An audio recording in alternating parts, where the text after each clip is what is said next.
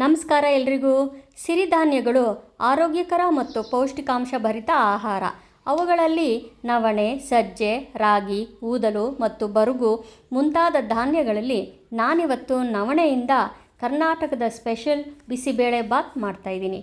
Diet ಮಾಡೋರ್ಗೂ help ಆಗುತ್ತೆ, ಹೆಲ್ತಿಯಾಗೂ ಇರ್ಬೋದು. ಹಾಗಿದ್ರೆ ಶುರು ಮಾಡೋಣವಾ?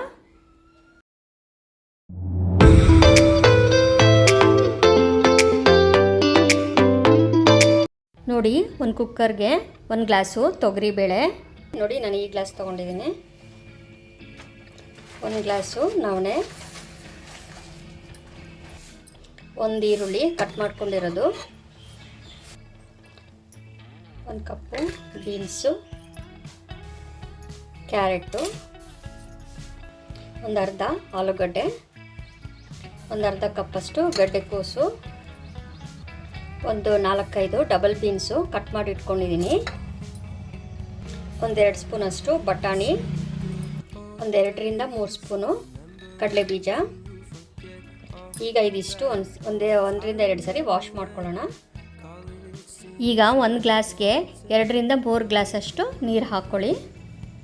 1/4 ಸ್ಪೂನು ಅರಿಶಿನ, 1 ಅರ್ಧ ಸ್ಪೂನು ಎಣ್ಣೆ.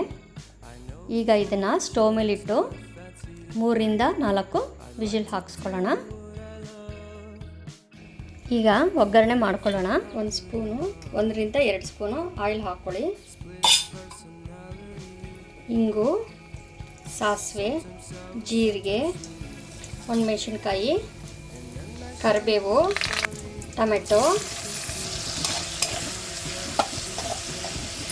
ಒಂದು ಅರ್ಧ ನಿಮಿಷ ಫ್ರೈ ಮಾಡ್ಕೊಳ್ಳಿ. ಇವಾಗ ಬಿಸಿಬೇಳೆ ಬಾತ್ ಪೌಡ್ರ್ ಹಾಕೋಣ. 1-2 ಸ್ಪೂನಷ್ಟು ಹಾಕ್ಕೊಳ್ಳಿ. ಒಂದು ಅರ್ಧ ನಿಮಿಷ ಫ್ರೈ ಮಾಡಿಕೊಂಡು ಆರಿಸ್ಬಿಡಿ. ನೋಡಿ, ತೊಗರಿಬೇಳೆ, ನವಣೆ, ತರಕಾರಿಗಳು ಎಲ್ಲ ಬೆಂದಿದೆ. ಇದಕ್ಕೆ ಒಗ್ಗರಣೆ ಮಾಡಿಟ್ಕೊಂಡಿದ್ವಲ್ಲ, ಅದನ್ನೆಲ್ಲ ಹಾಕ್ಬಿಡೋಣ.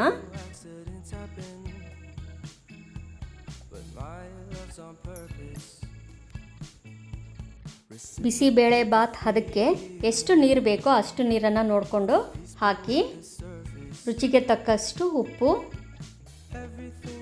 ಒಂದ್ಸರಿ ಎಲ್ಲ ಮಿಕ್ಸ್ ಮಾಡಿ ಸಣ್ಣ ಊರಿನಲ್ಲಿ 1-2 ನಿಮಿಷ ಬಿಸಿ ಮಾಡ್ಕೊಳ್ಳಿ. ನೋಡಿ, ಈಗ ಆಗಿದೆ. ಕರ್ನಾಟಕದ ಸ್ಪೆಷಲ್ ಬಿಸಿಬೇಳೆ ಬಾತ್ ರೆಡಿ. ಈಗ ಪ್ಲೇಟ್ಗೆ ಸರ್ವ್ ಮಾಡ್ಕೊಳ್ಳೋಣ. ಬಿಸಿಬೇಳೆ ಬಾತ್ ಪೌಡರ್ ಹೇಗೆ ಮಾಡೋದು ಅಂತ ಯೋಚನೆ ಮಾಡಬೇಡಿ, ಡಿಸ್ಕ್ರಿಪ್ಷನಲ್ಲಿ ಲಿಂಕ್ ಹಾಕಿರ್ತೀನಿ, ನೋಡ್ಕೋಬೋದು.